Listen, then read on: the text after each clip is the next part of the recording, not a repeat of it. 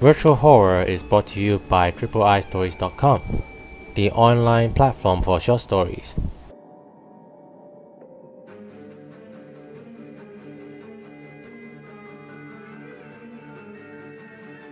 Neil was ecstatic to be able to get his hands on goggles, the ultimate gaming headset he had always been waiting for. He literally spent all his savings on this thing.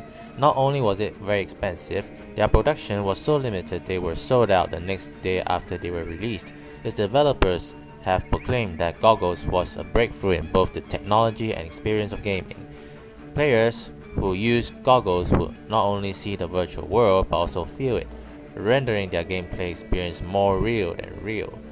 News had already bought Resident Evil the 4th remake, one of the few games that were specifically designed for that console. To tell the truth, Neil had bought a genuine copy of it sometime before its official release, through a means not an average person would know. Anyway, Neil simply couldn't wait. He wanted to play this new game on his new VR gaming headset the second he entered his home. Moments after he had goggles switched on and loaded his game, Neil saw this message. Warning: this game is still in early access. Unforeseen consequences might arise. Play at your own risk.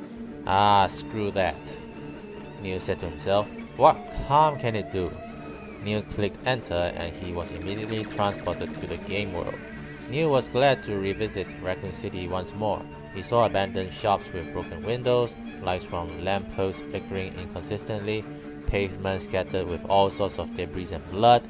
That feeling for him was not only nostalgic but intense, and thus he was loving it. It was too good to be true, but he felt a bit surprised to feel the heat from the burning petroleum drums and the car wreckages. Suddenly, there was a sound of an alarm and hordes of zombies came running after him. Their pale eyeballs were sticking out, staring at their prey. Neil immediately picked up a machine gun from his inventory and started firing. Soon he found himself running out of ammunition. Neil decided to seek refuge at the nearest household. He picked up a pistol and fired to ward off the zombies from climbing through the window. When he ran out of bullets, Neil had no choice but to run to the kitchen to grab a knife and sway it at the zombies frantically like a madman. The zombies kept coming in, and this was too much for Neil that he took off his headset. He needed a break after all.